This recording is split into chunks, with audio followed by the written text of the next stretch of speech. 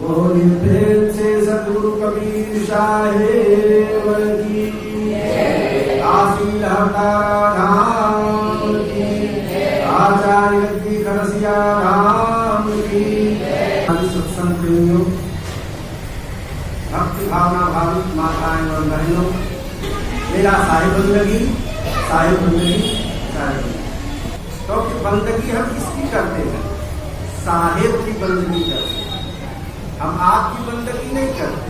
आपकी मतलब आपका जो यह जड़ शरीर है, जो पंच भौतिक जो शरीर है, उस शरीर को हम बंदगी नहीं करते। बंदगी किसको करते हैं? साहिब। साहिब कौन है? साहिब हमारे मालिक हैं। साहिब हमारे मालिक हैं, स्वामी हैं, हमारे पति हैं, हमारे परम परमेश्वर हैं, हमारे परमात्मा हैं। हम उन साहिब को बंदगी करते हैं। साहिब कभी होता है जो मालिक है। तो साहिब के चरणों में, परमात्मा के चरणों में हम आपके माध्यम से बंदगी करते हैं। इसलिए सबको मेरी बंदगी, साहिब बंदगी, साहिब बंदगी। आगे सत्संग की कड़ी से जुड़ते हैं। जैसा कि आप लोगों को विदित है, इस बार ग्रंथ का आधार, सत्संग का आधार ग्रंथ जो रखा गया है वो बोध सागर है। बोध की दुनिया में आप लोग प्रवेश कर रहे हैं। किसका बोध, किसका ज्ञान, बोध बने ज्ञान, किसका ज्ञान प्राप्त करने के लिए आप इस सत्संग का है? किस चीज का ज्ञान, किस वस्तु का, किस व्यक्ति का, किस स्थान का ज्ञान प्राप्त करने के लिए कबीर विकेतर में आप आए हैं? बताइए, किसका ज्ञान? रोटी बनाने का ज्ञान, चावल बनाने का ज्ञान, किस चीज का? आप यहाँ क्या सीखने के लिए आए हैं? क्या जानने के लिए आए हैं? क्या समझने के लिए आए हैं? सुनी समझ जन मुनि मन मत अनुराग, लहर चार फल असत करूं साध समाज प्रयाग। ये जो संतों का समाज लगा है, ये साक्षात प्रयागराज। तीर्थों में महान तीर्थ प्रयागराज कहा जाता है। सनातन धर्मावलंबियों के लिए प्रयागराज का बड़ा ही महत्वपूर्ण स्थान है। हर सनातनियों को, हर हिंदू धर्म को मानने वाले सभी को एक न एक बार प्रयागराज और काशी धाम अवश्य जाना चाहिए। अब आप लोग यहाँ जितने बैठे हो सब सनातनी हो कि नहीं हो? कोई मुसलमान परिवार से हो क्या? वो इस्लाम को कबूल किया हो क्या? नहीं ना। यहाँ जितने बैठे हो सब सनातन धर्मावलंबी हो, सनातन धर्म से जुड़े हो। हम कबीरपंथी सनातन से अलग नहीं है, इसको याद रखना। क्योंकि सतगुरु कबीर साहब की जो धारा वही है, प्रवाहित हुई है, वो कहाँ से हुई है? स्वामी रामानंदाचार्य के यहाँ से। सतगुरु कबीर साहब किनके शिष्य थे? स्वामी रामानंद के शिष्य थे। और स्वामी रामानंद के शिष्य होने के नाते हमारी परंपरा स्वामी रामानंद से जुड़ी है। स्वामी रामानंद जी किस संप्रदाय के थे? किस? सनातन धर्म से।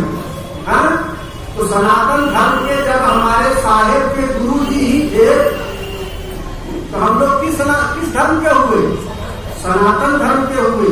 बहुत लोग धर्म फैला रहे हैं कि कबीरपंथी जो है वो सनातन धर्म को नहीं मानते हैं, सनातन धर्मियों का खंडन मंडन करते हैं, लेकिन ऐसा होता नहीं है। कबीर साहब ने कहीं खंडन मंडन नहीं किया है। उन्होंने कहा रामकृष्ण से को बड़ा, रामकृष्ण से को बड़ा, तीनों तो गुरुबिन, तीन लोक के हुए धनी, गुरु आगे आधीन। तीन लोक के हुए धनी कौन? राम और कृष्ण। राम कृष्ण, ब्रह्मा विष्णु शिव आदि जो हैं, ये तीन लोक के धनी हैं।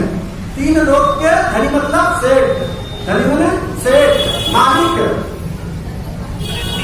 ये लोग 3 लोक के मालिक हैं। हाँ, ये बात अलग है कि गुरु आगे आगे उन लोगों ने भी गुरु की शरणागति को स्वीकार किया है। जितने देवगण हैं सभी देवताओं ने गुरु के शरणागत को स्वीकार किए हैं। क्यों किए हैं? जिसलिए आपने किया है, जिस तरह से आपने, हम लोगों ने गुरु की शरणागत को स्वीकार किए हैं, उसी प्रकार से ब्रह्मा विष्णु महेश ने भी, सभी देवगण आदि ने भी गुरु के महत्व को स्वीकार किया है और गुरु के शरणागत को स्वीकार किया है। किस लिए किया है? आप लोगों ने किस लिए किया है? गुरु की शरणा लीजिए भाई, क्यों? जासे जीवन नरक नहीं जाई, गुरु मुख होई परम पद पावे, 84 में बहुरी नावे। इसलिए आप जो है सत्संग में आते हैं और गुरु को स्वीकार किए हैं, गुरुमुखी बने हैं कि हम नरक में ना जाएं और संसार में बार बार आवे जावे नहीं। जैसे मनुष्य एक योनि है, मनुष्य योनि है, पशु योनि है, मनुष्य योनि है, उसी तरह से देव योनि है। देव योनि, मनुष्य योनि और पशु योनि। तो देव लोगों की भी एक योनि है, एक शरीर है उनका भी, देव शरीर। जैसे 5 तत्वों से हमारा शरीर बना है, तो उनका दिव्य तत्वों से बना है। तो वो लोग भी, उन लोग भी जो है, देवगण भी परमात्मा की प्राप्ति के लिए, देवगण भी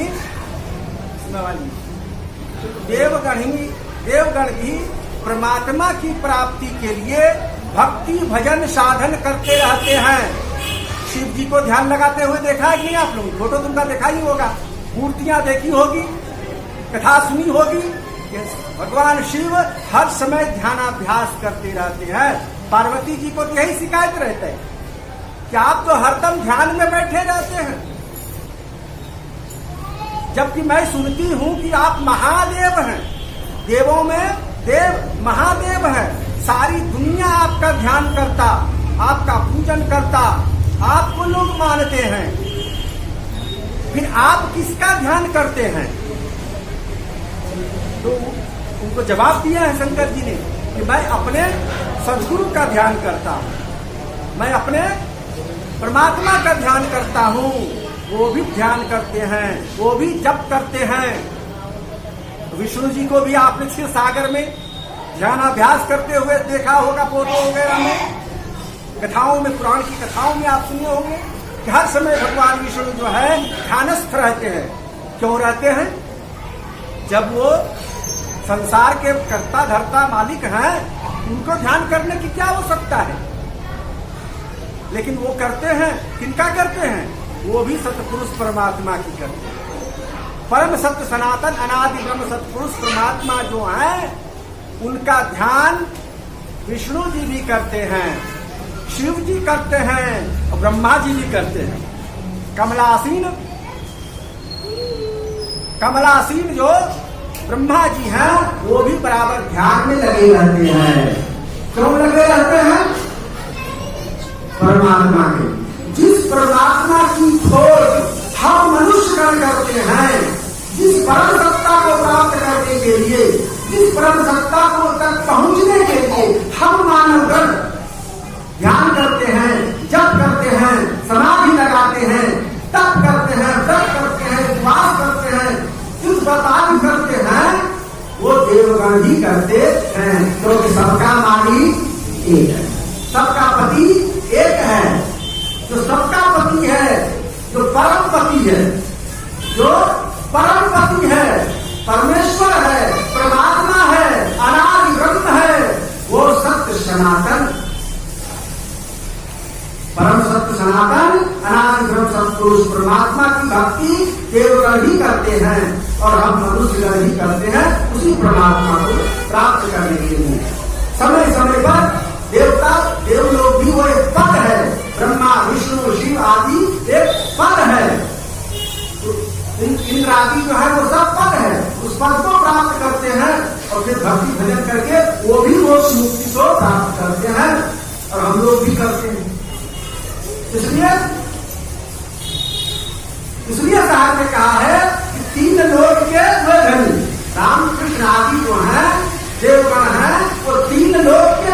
हैं।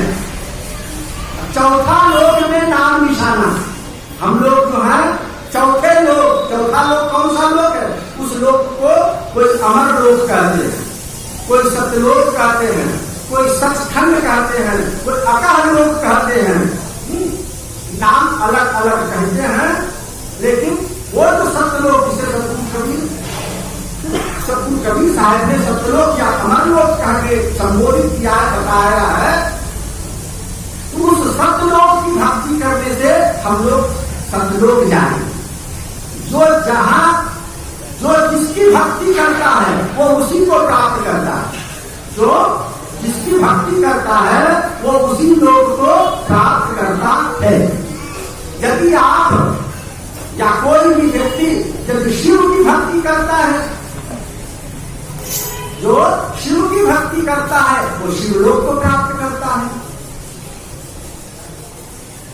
जो भगवान विष्णु की भक्ति करता है वैकुंठ धाम को प्राप्त करता है। जो राम की भक्ति करता है वो साकेत लोक को प्राप्त करता है। जो कृष्ण की भक्ति करता है वो गोलोक को प्राप्त करता है। और जो सत्पुरुष परमात्मा अनादिगम सत्पुरुष की भक्ति करता है वो सत्यलोक को प्राप्त।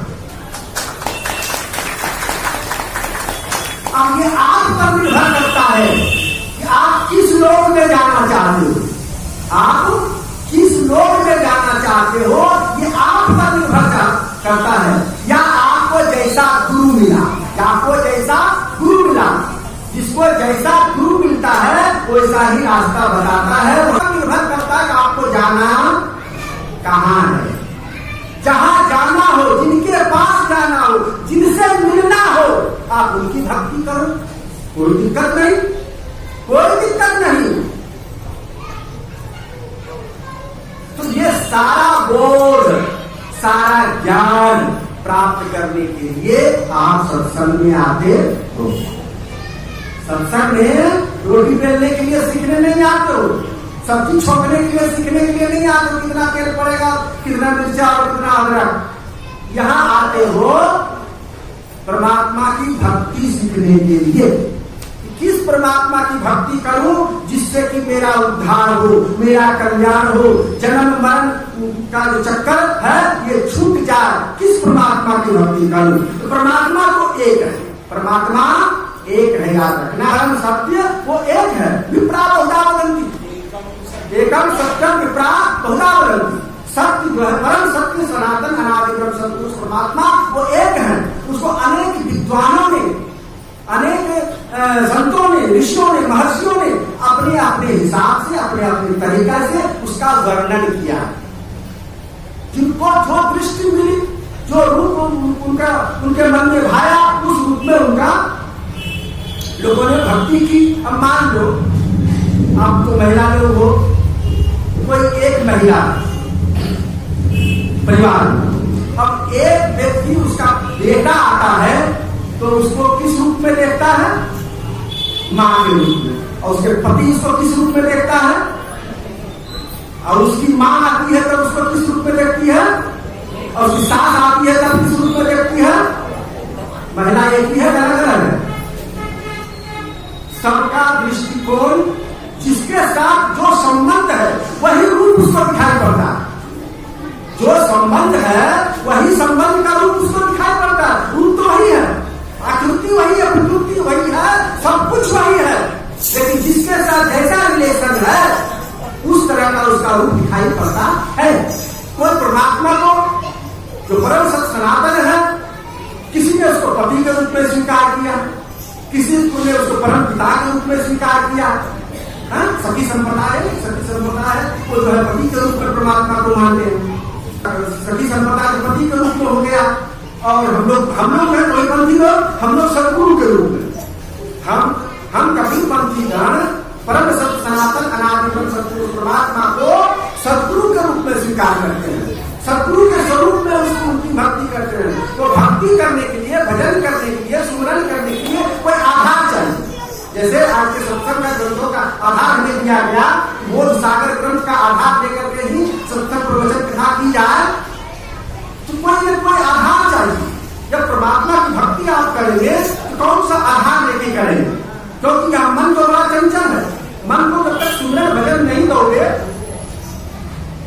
चंचल ई मन चोर, ई मन सुध ठगहा, मन मन करत सुर नरमुनि, मन के लक्ष्य द्वार। लाखों करोड़ों दरवाजे वाला यह मन है। तो जरूरी है कि आप यहाँ बैठे हो तो आपका मन भी यही है। शरीर आपका यहाँ हो सकता है, लेकिन मन हो सकता है कि घर पर ही हो, कहीं तिजोरी की चाबी ना छूट गई हो, तकिए के नीचे या अलमारी में लटकता हुआ भूल गई, ध्यान ना करे। अब तो घर में जो कोई देखने का हो तो सब माल मटेरियल जो जमा किए छिपा छिपा के सब निकाल। तन यहाँ भला ही है, लेकिन मन वहां।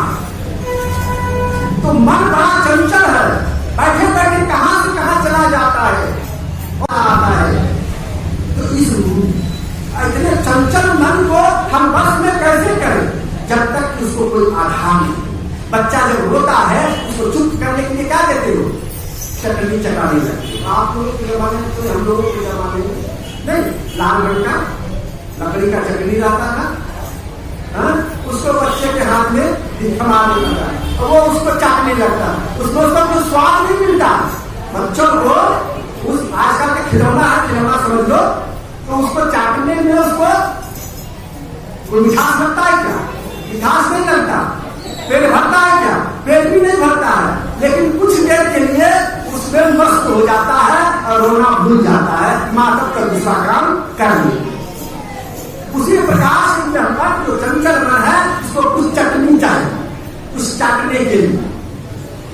इसीलिए हमारे संत कहते हैं, इस चंचल मन को जब एकाग्र करना हो तो क्या करो, किसी न किसी महापुरुष के चित्र का आधार ले लो।